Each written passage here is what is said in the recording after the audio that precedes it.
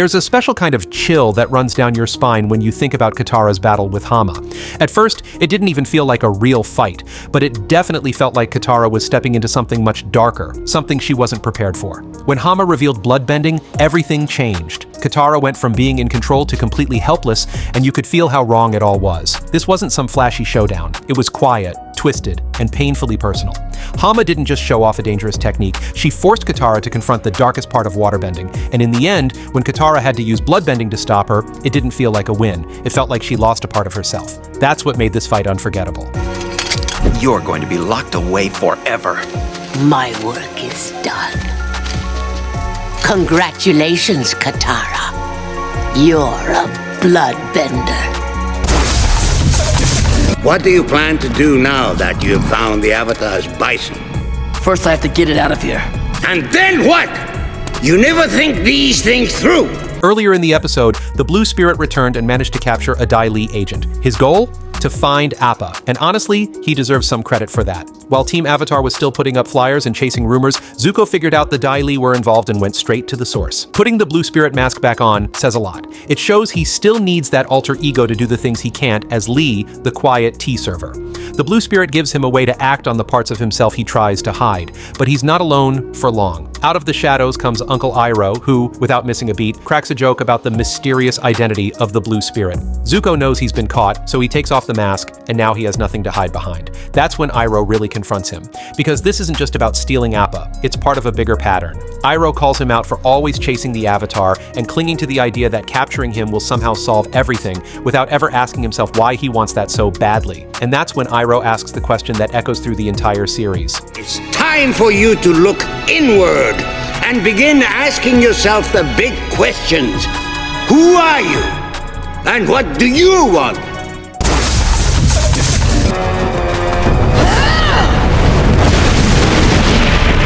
Where is my bison? When you've lost everything you knew, even one connection can mean the world. For Aang, that connection was Appa, not just a sky bison, but a reminder of the life he left behind. So when Appa gets stolen by sandbenders during their trip to the Spirit Library, it hits Aang harder than almost anything else. At first, he's devastated, but once Toph confirms those same sandbenders are the ones who took Appa, that grief quickly turns into pure anger. Without holding back, Aang wrecks their sand ships and starts rising into the air. He's not thinking, he's just reacting, and for a second, it feels like nothing can bring him back down. But just when it feels like everything's spiraling out of control, Katara steps in. She doesn't yell, she doesn't fight, she just holds him. In that moment, Aang stops being the Avatar. He becomes just a boy, lost, heartbroken, and holding on to the only thing that can still comfort him.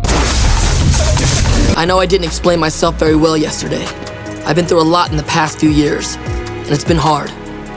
But I'm realizing that I had to go through all those things to learn the truth. I thought I had lost my honor, and that somehow my father could return it to me. But I know now that no one can give you your honor. It's something you earn for yourself by choosing to do what's right. At first, Zuko is just the banished Fire Nation prince, totally focused on capturing Aang to win back his honor. But as the series goes on, you see him start to question everything: who he is, what his nation's doing, and whether any of it actually makes sense. Even after some moments of growth, like when he frees Appa in Season 2, Zuko still ends up making a huge mistake. He sides with Azula in Ba Sing Se, turns on Iroh, and helps take Aang down. That decision really weighs on him. By the time we get to the Western Air Temple, Zuko's done pretending. He shows himself and straight up asks to join Aang and the gang to help defeat his father. And yeah, his entrance is awkward. Hello, Zuko here. Naturally, the group doesn't trust him at first, but he starts proving himself, especially when he protects them from the assassin he once hired. Eventually, Aang gives him a chance and agrees to let him be his firebending teacher. I'd like you to teach me. Katara, though, she wasn't so quick to forgive, and honestly, who could blame her? At the end of the day, Zuko's redemption wasn't handed to him, he had to earn it, step by painful step. Forgiveness is the first step you have to take to begin healing. But I didn't forgive him. I'll never forgive him. But I am ready to forgive you.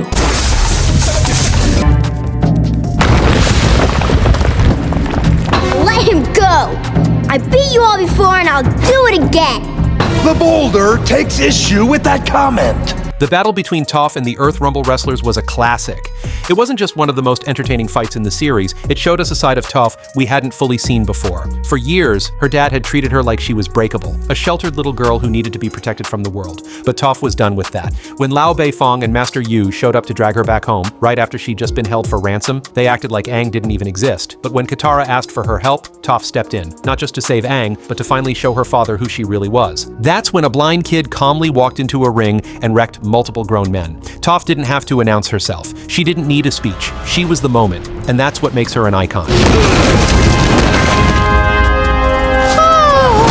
She's the greatest earthbender I've ever seen. Are you crazy, Katara? You're not gonna win this fight. I know. I don't care. You don't have to do this for me. I can find another teacher. I'm not doing it for you. The showdown between Katara and Master Pakku at the Northern Water Tribe was full of tension.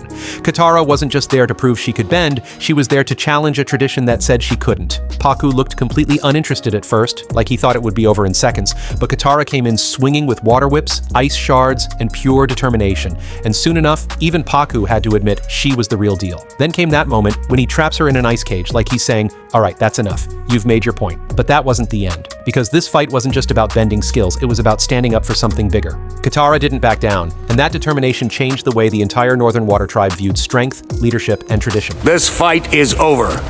Come back here. I'm not finished yet. Yes, you are.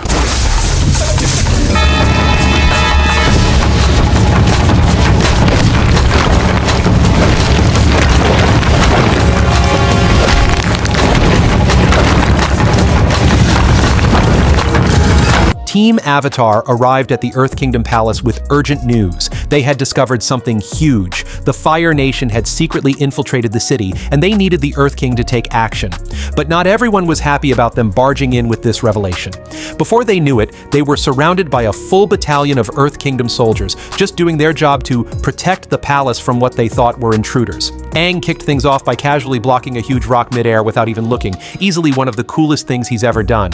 Then the fight spilled onto the palace grounds, and Team Avatar got into formation like a well-trained unit. They weren't just a group of travelers anymore. This was 3 elite benders and 1 literal avatar, all moving with precision. They blasted through the resistance, even apologizing as they went. It was chaos, but with style. Toph was in her element, bending an entire section of ground to trap a group of soldiers like it was nothing.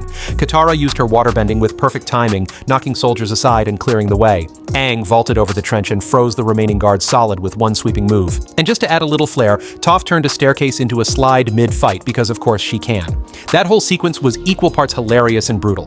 You can't tell me some of those guards didn't end up needing serious medical attention. Getting slammed into a ceiling doesn't exactly leave you with a mild headache. All in all, this scene was the perfect example of what happens when Team Avatar is fully in sync. It wasn't just a fight, it was a masterclass in teamwork, bending, and style. Toph, which way did the Earth King? How should I know? I'm still voting we leave Ba Sing Se.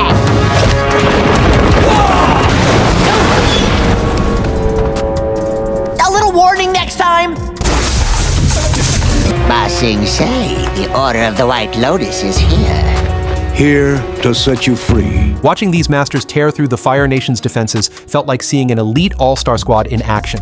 It all began with Iroh unleashing the most powerful firebending move in the entire series, blasting down the outer wall of Ba Sing Se with sheer force. The old masters wasted no time proving their strength and reminding the younger generation how it's done. Pakku and Pian Dao dismantled a Fire Nation regiment with flawless coordination, while Bumi and Zhong handled the artillery like it was nothing. In a world shaped by rivalries and divided nations, seeing the Order of the White Lotus take a stand was powerful, and more than enough to earn them a place in our top 3.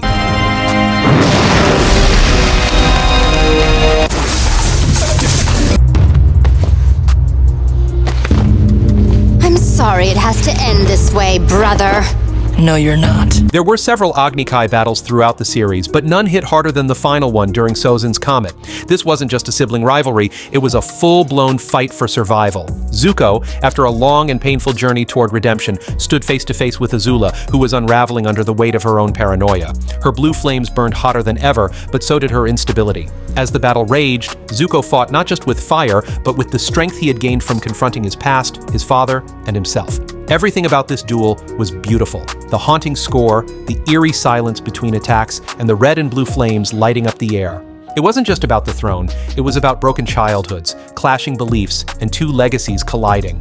And just when it seemed like things couldn't get more intense, Katara stepped in. Not just to save Zuko, but to end the fight in a way only she could, with compassion, precision, and power. Her role turned the battle from a tragedy into a turning point. This was one of the most cinematic and emotionally charged scenes in the entire series, and it proved that Avatar wasn't afraid to give its audience real emotional depth.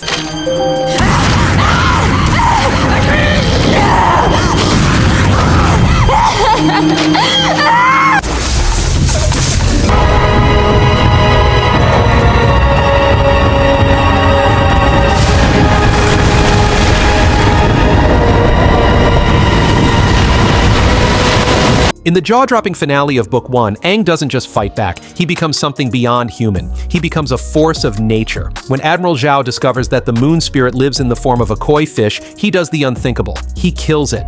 The moon disappears from the sky, the waterbenders lose their strength, and everything falls into chaos. With what appears to be no hope left, Aang enters the Avatar state and merges with the ocean spirit, La. What happens next isn't a battle, it's a reckoning.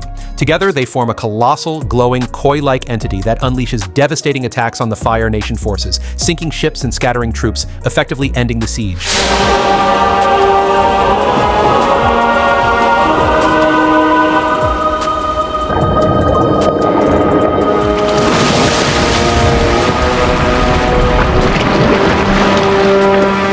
So there you have it, the top 10 greatest scenes in the Avatar universe. Did your favorite moment make the list, or do you think we missed one? Let me know in the comments. Don't forget to hit that like button if you enjoyed the breakdown, and subscribe for more epic Avatar content and beyond. Thanks for watching, and until next time, stay geeky.